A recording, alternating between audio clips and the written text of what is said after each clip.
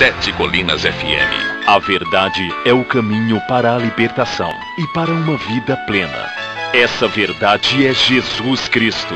A partir de agora, está no ar A Verdade que Liberta, um programa da Igreja Presbiteriana Central de Garanhuns. Apresentação, Pastor Inaldo Cordeiro e Presbítero Ivaldo Pinto. Abra o seu coração para receber esta verdade. Jesus é o caminho, a verdade e a vida. Programa A Verdade que Liberta.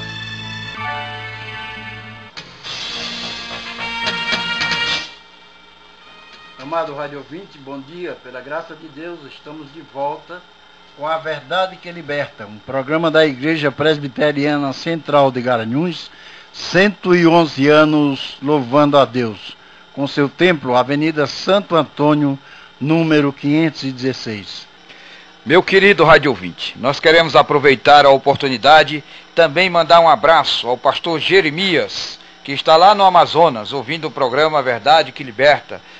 Queremos mandar um abraço a Alex e a Priscila, lá em Cuiabá, ao nosso irmão Edson, lá em Macapá, a Hilton, no Maranhão, e a minha irmã Dena, minha irmã mais velha, em Imperatriz do Maranhão. Que Deus esteja abençoando a todos. Ouça a música. Quero dar o melhor de mim. Quero oferecer sacrifício de louvor.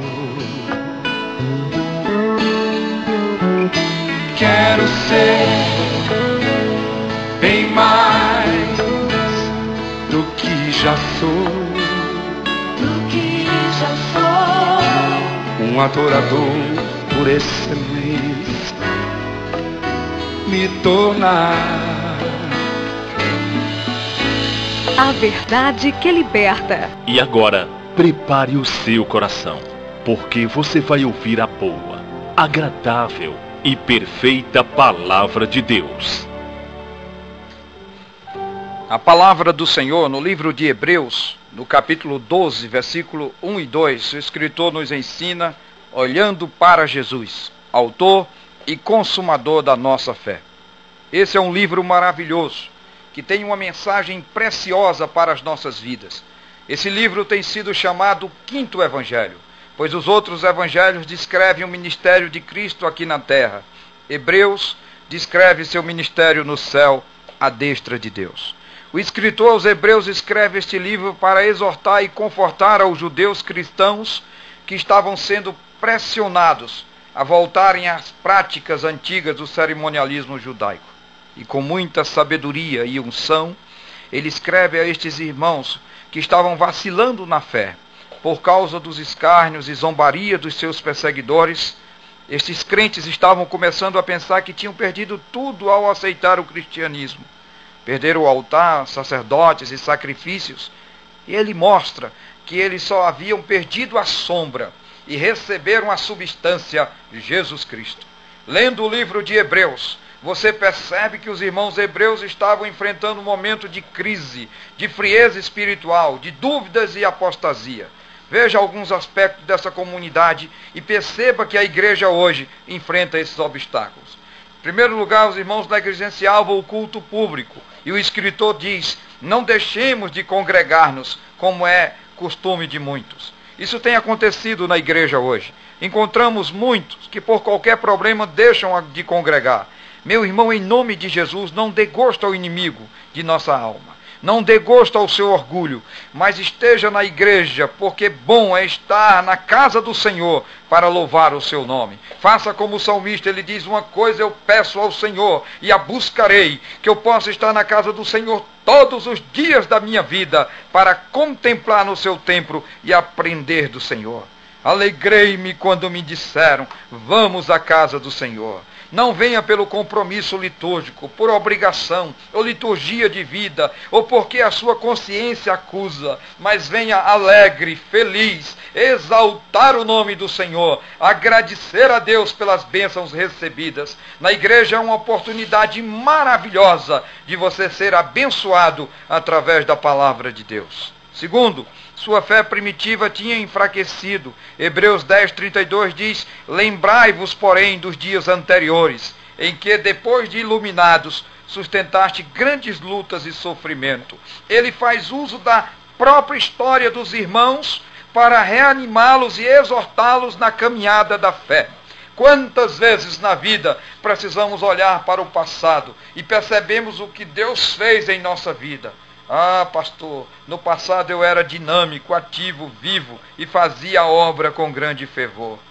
Terceiro, ameaça de apostasia. Ele diz: hoje, se ouvirdes a voz do Senhor, não endureçais o vosso coração. Apostasia significa negar a fé. Quantas pessoas encontramos hoje que já foram crentes e estão desviadas? Quantos que corriam bem, de longe agora vão, outros seguem que também sem amor e frio estão. E é nesse contexto que ele escreve aos irmãos, e na sua apologia ele mostra que Jesus é superior a Abraão, Jesus é superior aos profetas, Jesus é superior a Arão, Jesus é superior aos anjos, como canta o poeta sacro.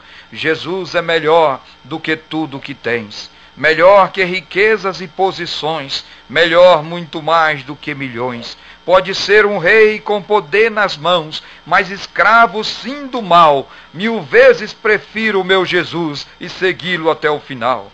E ele começa o capítulo 12 dizendo: nós que estamos rodeados de uma tão grande nuvem de testemunhas. São os santos do Velho Testamento, relacionados no capítulo 11. E ele diz que nós devemos deixar o embaraço, que não é pecado, mas são aquelas coisas de criança. E ele diz: devemos deixar o pecado, porque o pecado tira a vitalidade do crente, ele ofusca o brilho da luz, ele traz aridez espiritual, miopia espiritual. O pecado arrebenta com o crente. Ele disse: deixe o pecado e corra com perseverança, olhando para Jesus.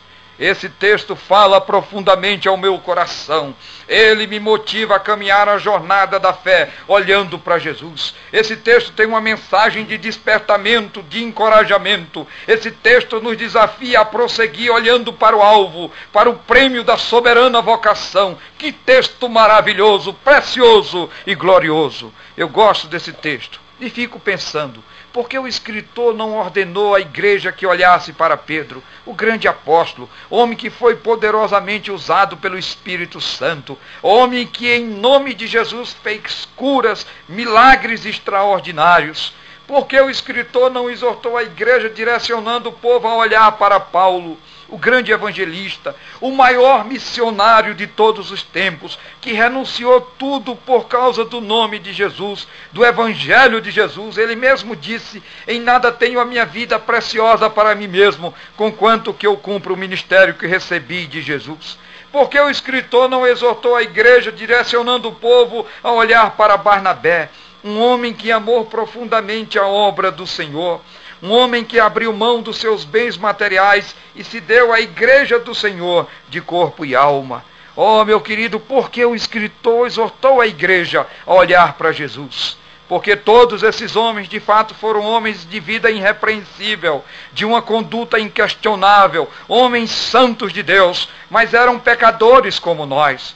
Mas Jesus, ele é o Senhor por excelência, e diante do Senhor Jesus todo joelho se dobrará e toda língua confessará que ele é o Senhor. Ah, meu querido, porque quando olhamos para Jesus, vemos a sua impecabilidade. Jesus nunca pecou, ele enfrentou todas as tentações, porém sem pecado. Certa ocasião, diante dos seus acusadores, ele perguntou: quem dentre vós me acusa de pecados?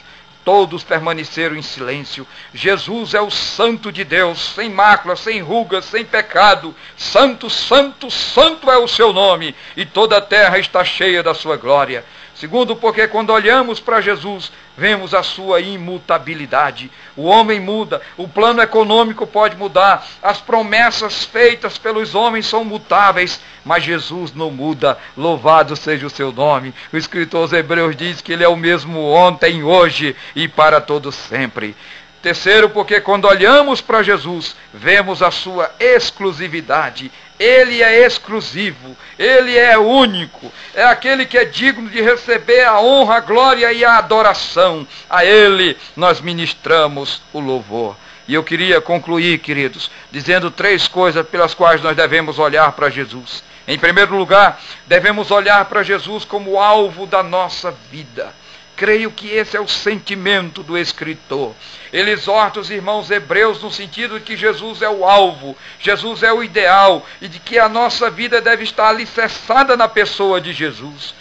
Cristo é o centro, é o alvo das nossas vidas, porque sem Cristo a religião é um cofre sem joias, sem Cristo o culto público é estéril e sem vida, sem Cristo o lar cristão não é uma habitação de paz e laços duradouros, sem Cristo não vale apenas existir, se Cristo não for a razão do nosso viver. O nosso alvo não é denominação, não é igreja, não é pastor. O nosso alvo é Jesus. Quando fitamos os olhos em Jesus, temos coragem para desafiar as tempestades da vida. A exemplo de Pedro naquele mar.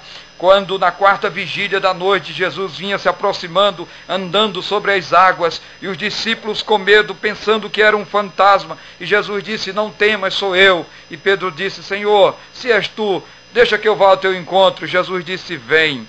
E enquanto ele olhava para Jesus, ele vencia, ele avançava, ele caminhava sobre o mar. Porém, quando ele deixou de olhar para Jesus, ele começou a sucumbir. Segundo lugar, queridos, devemos olhar para Jesus como a solução da nossa vida. Meu irmão, se o teu casamento está acabado, falido, se vive apenas de aparência, se a tua vida espiritual está esgotada, se você está sem brilho, sem alegria, sem prazer, sem paz no coração, se a tua vida emocional está arrebentada, você vive sem dormir, sem comer, sem amigos, na mais profunda solidão, olhe para Jesus, porque Ele pode restaurar a tua vida. Exemplo daquela mulher do fluxo de sangue, que há 12 anos sofria daquela hemorragia, mas quando Jesus passou naquele lugar, ela creu e disse, se eu tão somente tocar em Jesus, eu serei curada. Oh, meu amado irmão, e quando ela tocou em Jesus, a hemorragia estancou. Jesus é a solução da nossa vida. Em terceiro e último lugar, devemos olhar para Jesus como nosso Salvador. Só Jesus Cristo salva. O próprio Jesus disse, assim como Moisés levantou a serpente no deserto, assim importa que o Filho do Homem seja levantado. O malfeitor da cruz olhou para Jesus e viu o Rei dos Reis. E ele disse, Senhor, lembra-te de mim quando entrares no teu reino. E Jesus disse, hoje estarás comigo no paraíso.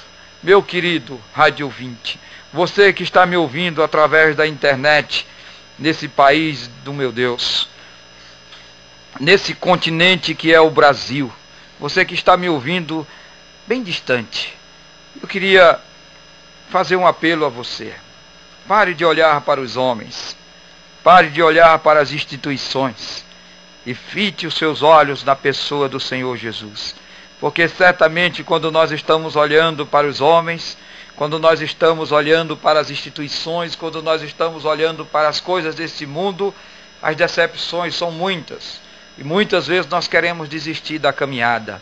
Mas quando nós olhamos para Jesus, nós avançamos, crescemos e somos perseverantes, porque o Senhor Jesus é o nosso alvo, o Senhor Jesus é a solução da nossa vida, e o Senhor Jesus é o nosso Salvador, é o único mediador entre Deus e os homens. Que Deus te abençoe, e que a graça do Senhor Jesus esteja sobre a sua vida, que você possa estar com os olhos fitos em Jesus, deixando todo o embaraço e o pecado que tão de perto nos rodeia, correndo para Jesus, o autor e o consumador da nossa fé.